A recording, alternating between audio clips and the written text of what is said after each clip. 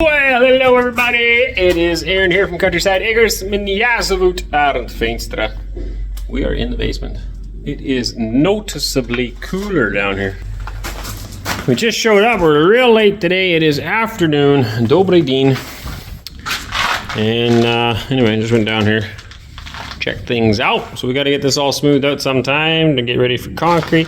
You can see I left this off the ground, and that's so concrete can flow underneath. I want this whole wall sitting on the concrete, so that will be swell. And this room turned out nice and large, nice and wide. Very happy with that as well. We can have a nice rec room down here for the kids. Mama's pantry over here. I guess I haven't really been down here since we got the sheeting on and closed it all in. Oh, very good. Indeed. Looks like Eli's coming down. So waiting for some more lumber to come. I needed to make a bigger beam, and that's coming today, about half an hour from now roughly. There'll be some more lumber here for a big support beam I need running through the kitchen / living room area.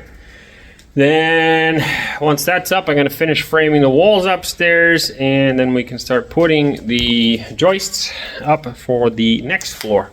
So that'll help take shape, and then we'll frame the last one. Also, they're bringing the sheeting for the outside, OSB sheeting going all the way around the outside.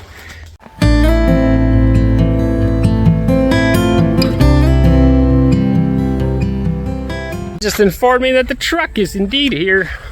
You can see him. So I gotta move. Get out of the way, she says. Because he's there.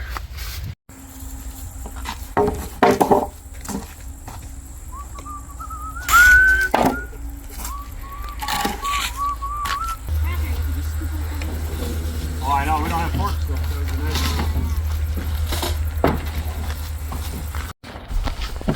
Jump underneath, we have here. Gonna drop, grab it. Grab it, get it. Attaboy. There you go.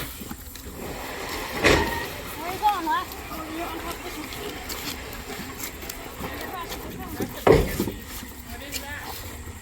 one. This? That's for that bead? Yeah, but that's 12? Yeah. Oh, 30 they call it here. Поддержите.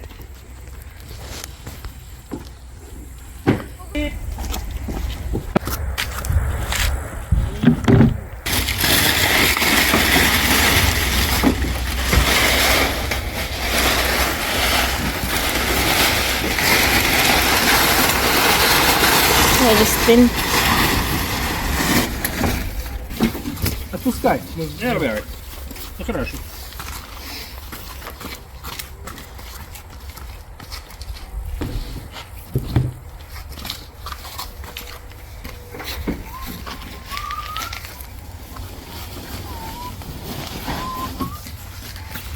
Where did you cut my clock? It's on the generator. Laura, help me out. Учишься здесь?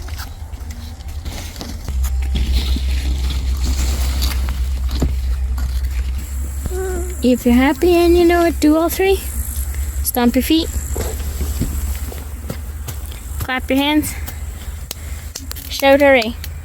All right. If you're happy and you know it and you really want to show it. If you're happy and you know it, do all three.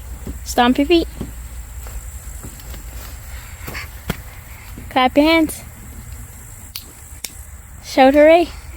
All right. Right, finally we are back to her again. We are cutting some studs. We're going to finish up all the window bucks, all the headers above the windows. Get the beam through here yet. That showed up. That's going to be a 2x12 beam. This one here is just a 2x8 beam, short span. And then, like I said, all the headers, everything else needs to get accomplished in here. I also now have door sizes so I can finish that up. I measured those at Leroy Merlin this morning. A great big shout out to my Australian friends over in Altai for hooking me up with this tool belt. I don't know if you can see that, but it is hard to find a good tool belt here, at least I find so. In Canada, it's very easy to find a good tool belt, but in the places that I looked here, they left a lot to be desired. I like a lot of pockets. More pockets the merrier, so even this one I'm not super thrilled with, but it's the best thing that I've found so far. And here I got lots of pockets. And this is the one I want. I want pockets here that I don't know why they put this in. It's always in the way. I know. It's for a tape measure. I know that. But who would put a tape measure there? It's a dumb spot for a tape measure. I'm right-handed. Tape measure goes over here. So I'm going to cut this off so I can get into these pockets. It's all about speed and efficiency. So that's a pretty decent sized pocket. I can fit a lot of screws in there. And then you got smaller ones there. These ones are, well, they're not perfect, but they're better than nothing. This is similar to the last tool belt that I had in Canada, although I wasn't super thrilled with it either. It's hard to find a good tool belt. And there is something to be said for every time you buy a new one, it just takes time to get used to it as well. Just to get adjusted to where everything is so that you can work without thinking. You don't have to stop. Every moment that you stop and try to find a tool takes up time. So you should know right where it is. I should be able to just grab this and go and know exactly where it is. I can reach over here, I can grab my tape measures. That's where it is. I know that for a fact. And so things like that make life simpler.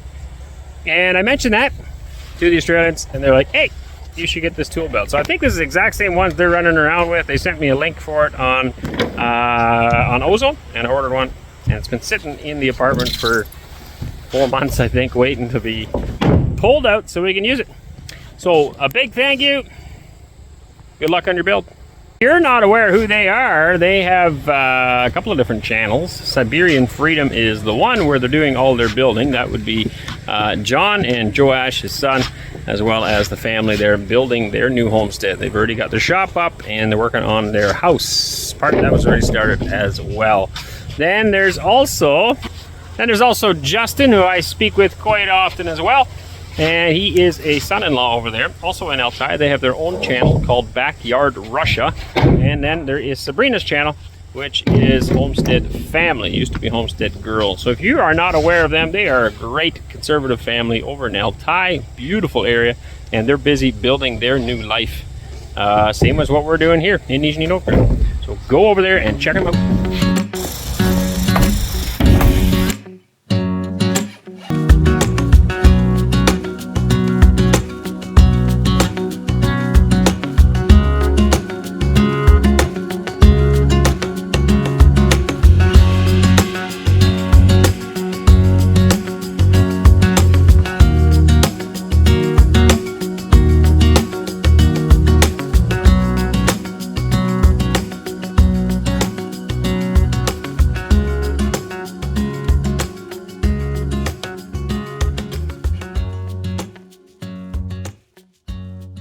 This all seems fairly common knowledge to me, but I was told to explain more because framing houses are not that popular here in Russia, so it makes sense. Now, I'm not an expert framer, but I will explain what I can. So, what I try to do is ensure that all of these stay straight down because they're load bearing. I'm going to put a load up here. So there'll be another floor up here. I don't know where to start exactly. So what we put down here under this plywood, under this OSB, is called floor joists. Okay, so there's one every 16 inches or 40 centimeters, I guess, here. And there's one stud is perfectly on top of that. Yeah, and that translates straight up. And the next floor, I'm going to do the same thing. Those joists are going to sit perfectly on top of these. And it transfers the load straight down. Now, when you get over top of a window, if you can see here, and then you get 40 centimeters, the next 40 centimeters is going to be in the middle of a window, and then you're going to have another 40 centimeters over here. And so those obviously can't translate down. Sorry, this is a door, not a window, but same applies. They obviously can't transfer their load down. And so you can't just keep it as a top plate. This is not what I call a top plate. You got to build a beam. And so I've got a 3-ply 2x6 beam or 5x15 beam here, plus a flat underneath it, and then what I call jack studs. Some folks call them cripples because they're shorter. I find it kind of derogatory, so I call them jack studs.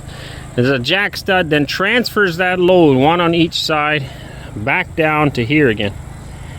And so that it's that load that's up here, eventually there's going to be another floor up here, and then there's going to be my roof system, my trusses, my rafters.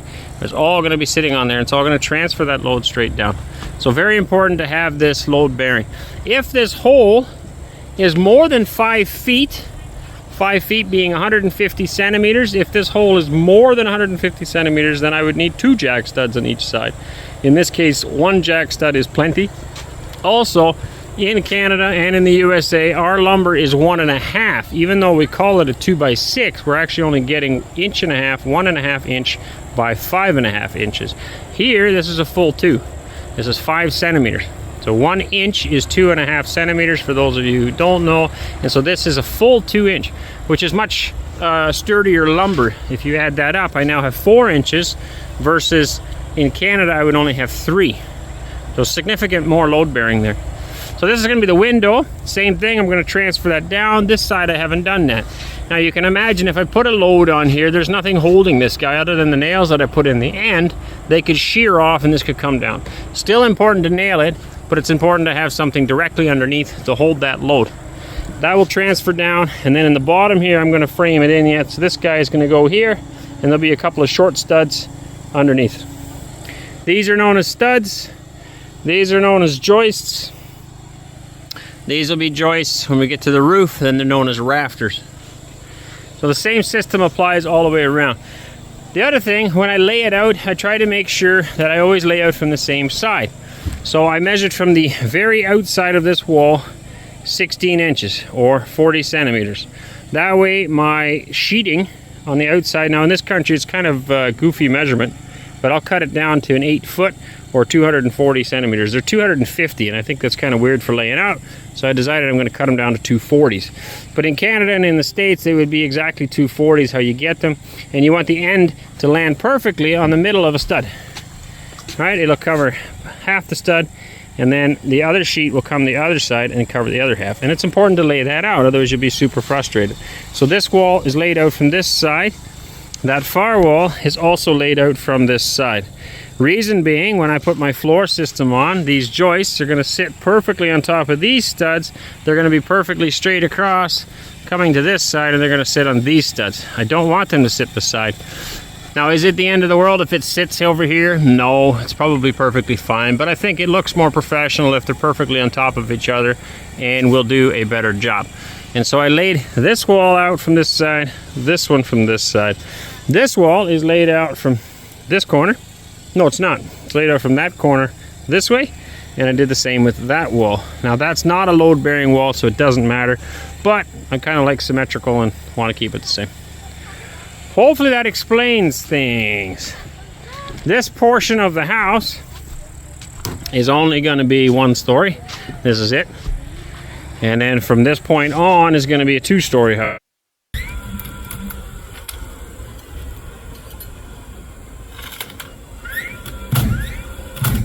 I've been framed.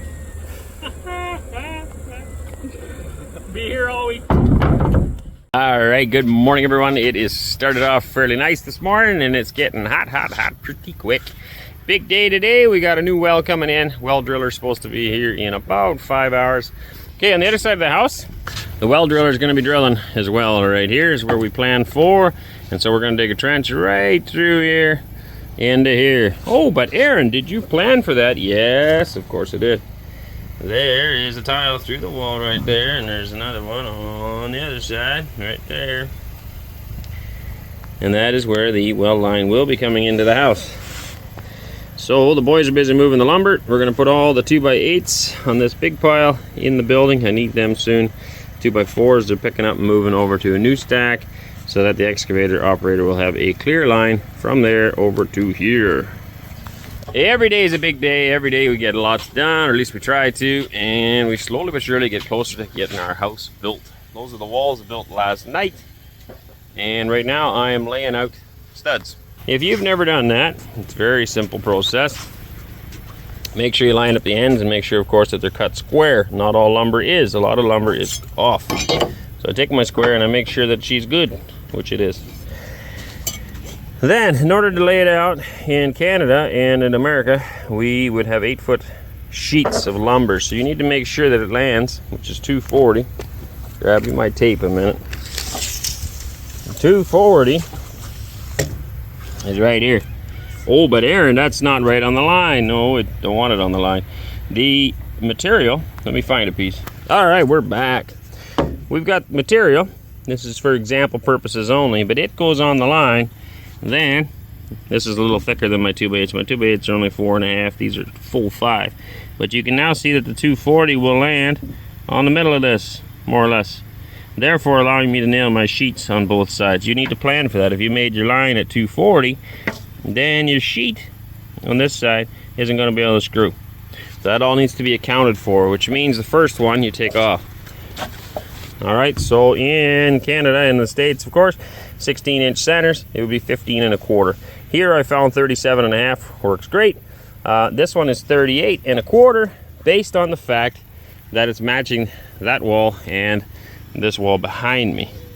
Now, why are those oddball? They are oddball because I laid them out from that side this way. And I want to match that again, as I said yesterday, so that my joists land perfectly on the studs. And that is why this one is not at 37 1/2, but is at 38 1/4.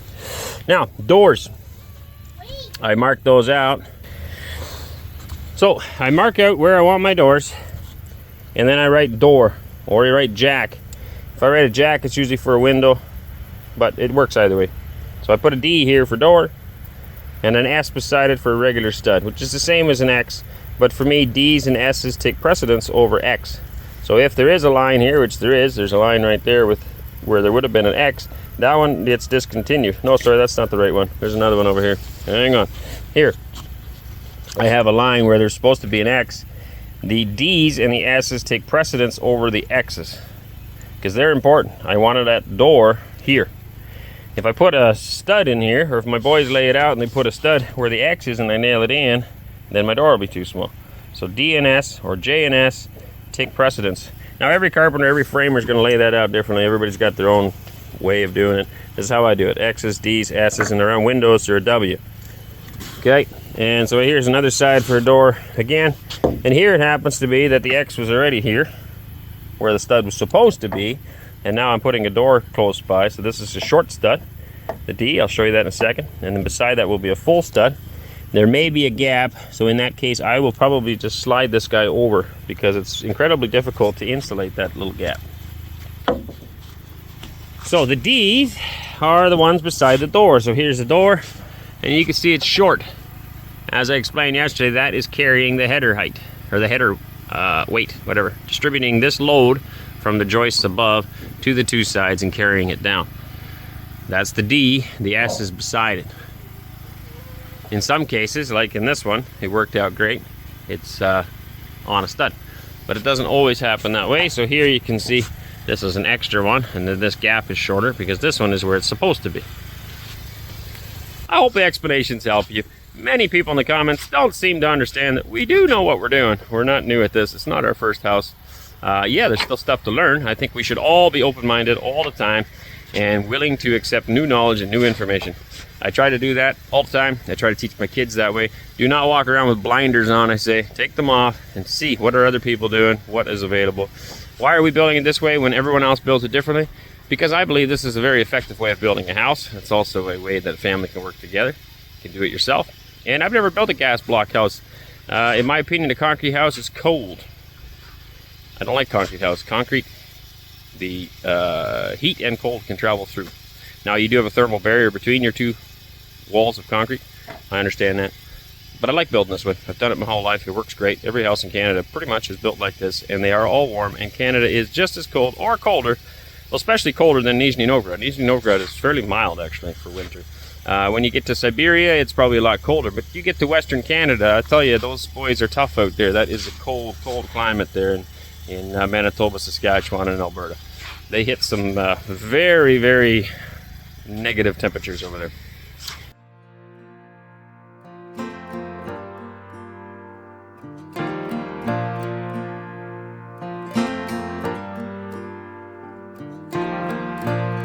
Like a train, you'll hear me coming from 100 miles away. I don't ever remember running as fast as when I'm after you to stay. When I tell you that I promise, that's exactly what I mean. It's you, yeah, it's always been you, and everyone around can see. It's true, yeah, it's a dream come true, that you're the only one for me. always gonna make it through. Cause you only wanna be with me, and I only wanna be with you. Oh, yeah, I only wanna be with you. Like a storm cloud in the distance. As every framer would know, it all comes down to the man on the saw, really. It's very important. And I got Wes on the saw here. Believe it or not, that boy learned his fractions from a measuring tape, not from a piece of paper. How long have you known fractions, Wes? Oh, not just a measuring tape. Where else did you learn fractions? Probably before measuring tape, with wrenches. That you're the only one for me, and darling, you're proof that we're always gonna make it through. And you only wanna be with me, and I only wanna be with you. Oh, yeah, I only wanna be with you.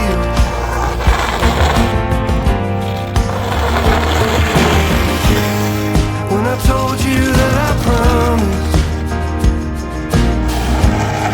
and I said I'd never leave, I'll be standing here beside you to the end of everything. Gotta keep the job site clean. Oh, so exciting. Things are gonna get wet. The well driller has arrived. She's an old rig, which is really cool. I like old stuff. Well, apparently Wes is running. I figured he would have hitched a ride with the well driller, but he's gonna go for a run. Good exercise. There he comes.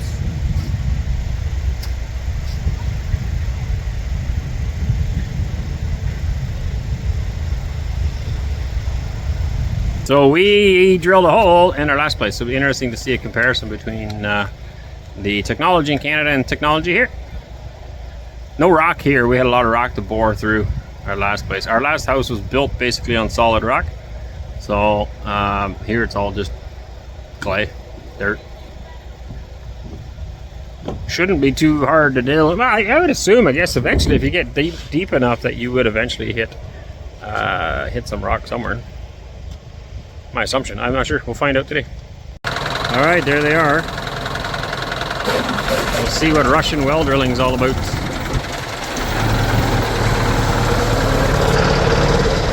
Need a well drill? These guys can do it.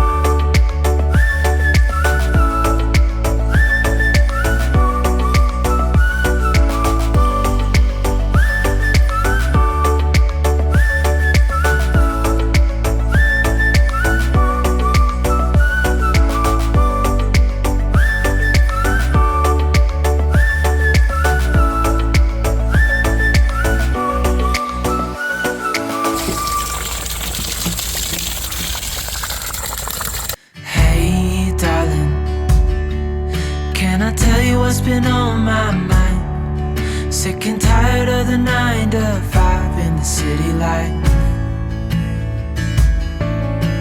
Hey darling, we could get out of town, see the beautiful world around, wanna see it now. Pack our bags and get in that car, leave a little note and we'll drive real far.